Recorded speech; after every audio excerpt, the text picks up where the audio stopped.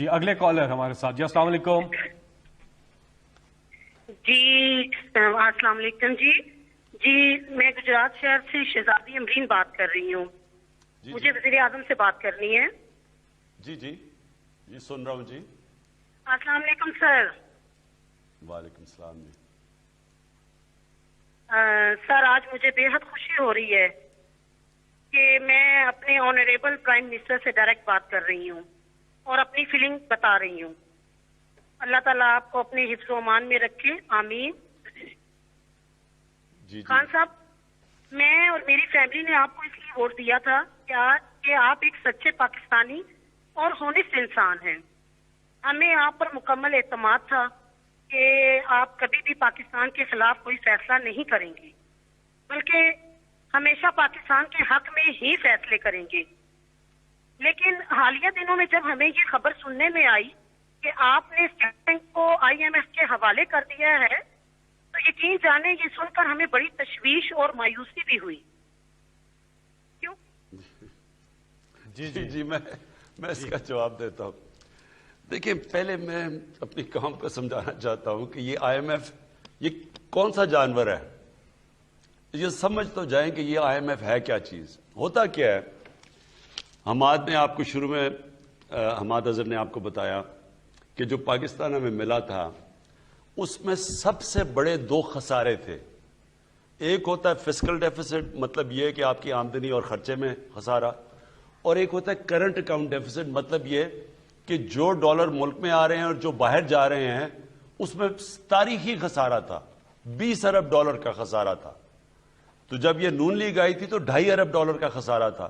جب ہمیں پاکستان ملا تو 20 ارب ڈالر کا خسارہ تھا. اب اور ہم نے اب اپنی قسطیں دینی تھی.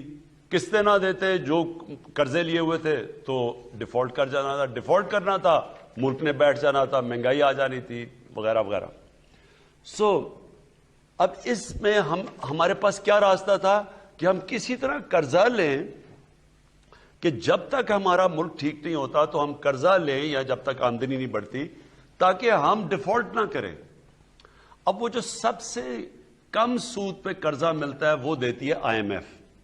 باقی سارے کمرشل لونز ہوتے ہیں وہ مہنگے ہوتے ہیں، اور جب IMF قرضہ دے دیتا ہے تو اس کے بعد جو باقی بھی ورلڈ بینک ہوا، ایشین ڈیولپمنٹ بینک ہوا، یعنی وہ بھی پھر آپ کو قرضے دے دیتے ہیں. لیکن وہ تب دیتے ہیں جب IMF آپ کے اوپر ایک چھاپ لگا دیتا ہے کہ ہاں ہم نے قرضے دیے. جب IMF قرضے آپ کو دیتا ہے تو وہ یہ پھر کہتا ہے کہ اچھا، کیونکہ وہ تو قرض دار ہے نا، وہ قرض دینے والا ہے، تو وہ پھر آپ کو کہتا ہے کہ دیکھیں میں آپ کو قرضہ تو دے رہا ہوں لیکن آپ نے یہ چیزیں کرنی پڑیں گی تاکہ مجھے اپنا پیسہ واپس مل جائے.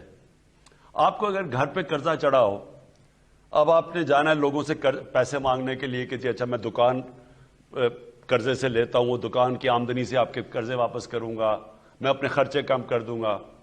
تو جو بھی آپ کو قرضہ دے گا وہ سب سے پہلے تو یہ پوچھے گا مجھے پیسہ واپس کیسے آئے گا. اسی طرح IMF آپ کو کہتا ہے کہ میرا پیسے واپس لانے کے لیے آپ کو یہ چیزیں کرنی پڑیں گی، نہیں تو میں پیسے نہیں دوں گا.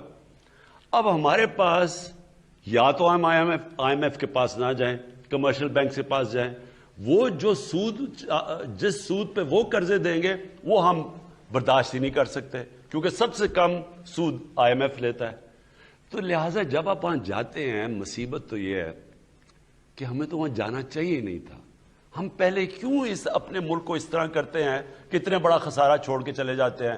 خود بار بار لندن میں بڑے بڑے محلات بڑے بادشاہوں کی طرح رہ رہے ہیں، بڑی بڑی گاڑیاں چلا رہے ہیں، یہاں کا پیسہ چوری کر کے وہاں لے گئے ہیں اور ملک کو مقروض کر کے چھوڑ گئے ہیں اور ہمارے اوپر سارا بوجھ گر گیا کہ جی اب کیا کریں ملک.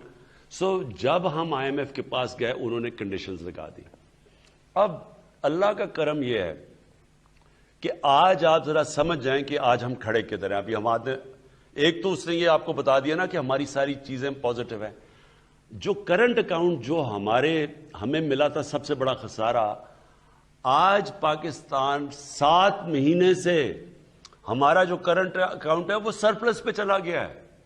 20 ارب ڈالر کے خسارے سے پچھلے 7 مہینے میں. یہ بہت بڑی ہماری اچیومنٹ ہے جو کوئی اس کے اوپر بات ہی نہیں کرتا کہ آج ہم سرپلس پہ ہیں. ہمارے ملک میں زیادہ ڈالر آ رہے ہیں, کم باہر جا رہے ہیں, جس کی وجہ سے روپیہ مضبوط ہو رہا ہے, جس کی وجہ سے اتنی دیر کے بعد روپیہ طاقت پکڑ رہا ہے. اگر خسارہ ہوتا روپیہ نے نیچے گرنا تھا. تو مسئلہ اب کیا ہے؟ مسئلہ یہ ہے کہ آئی ایم ایف کے ہم پروگرام میں وہ اب کہہ رہے ہیں کہ آپ کو یہ کنڈیشنز کرنی چاہیے. اسٹیٹ بینک ان میں سے ایک ہے. اسٹیٹ بینک میں جو ابھی آپ اتنا جو شور مچ گیا ہے, یہ صرف ایک سرسری چیز سامنے آئی ہے. اس کے اوپر ابھی پارلیمنٹ میں جا کے ڈیبیٹ ہونی ہے پوری, اور پارلیمنٹ میں ڈیبیٹ یہ ہوگی, سارے اپنے سامنے رکھیں گے. ظاہر ہے ہم کوئی ایسی چیز تو نہیں کرنے لگے. میری تو کوئی باہر پراپرٹیز نہیں ہے, میرے تو باہر بینک اکاؤنٹس نہیں ہے, میرا تو جینا مرنا یہاں ہے. کوئی آپ سمجھتے ہیں کہ میں ایسی چیز کروں گا جدھر پاکستان کے انٹرسٹ کو میں کمپرومائز کروں گا؟ ہاں, اگر میری اربوں ڈالر کی باہر پراپرٹیز ہوتی ہیں اور محلات ہوتے تو میں بھی سوچتا پاکستان ڈوبے گا, میں باہر چلا جاؤں گا. جس طرح کہ کبھی ہوا ہی نہیں ہے کہ ایک ملک کا 3 دفعہ پرائم منسٹر, اس کے بچے بھی باہر بیٹھے ہیں, اس کے پراپرٹیز بھی ہیں, مہنگے مہنگے گھر بھی باہر ہیں, بڑی بڑی گاڑیاں بھی باہر ہیں, اور ہے یہاں کا جی میں پاکستان کا پرائم. یہ دنیا میں کہیں نہیں ہوتا. جب آپ کا جینا مرنا آپ کے ملک میں ہوتا ہے, آپ کبھی اپنے ملک کے لیے وہ فیصلے نہیں کریں گے جو اس ملک کو نقصان پہنچیں گے. تو آپ بے فکر ہو جائیں. ہم آئی ایم ایف سے بات چیت کریں گے, کر رہے ہیں, مسلسل کہتے رہتے ہیں. جدھر ہمارے ملک کا انٹرسٹ آ جاتا ہے, آپ میرے پہ پورا اعتماد رکھیں, کیونکہ میں نے تو یہاں جینا مرنا ہے نا, تو وہ کوئی ایسی چیز نہیں ہونے دوں گا.